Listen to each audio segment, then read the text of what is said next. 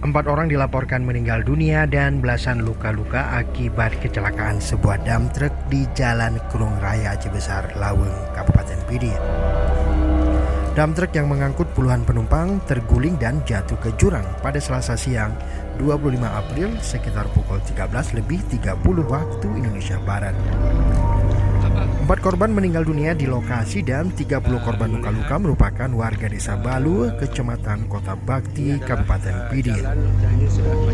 Informasi yang diperoleh dari petugas Pusdalop BPBD Aceh Besar menyebutkan dam truk syarat penumpang itu merupakan rombongan dari desa Balu Lamlo Pidi yang ingin menuju ke lokasi wisata Pantai Pasir Putih Krung Raya Aceh Besar. Para korban luka-luka sebagian ditangani di Puskesmas Krung Raya dan sebagian lainnya telah dirujuk ke Rumah Sakit Umum Zainul Abidin, Banda Aceh.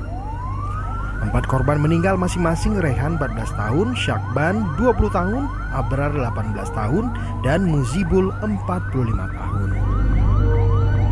Tim Liputan Aceh Video.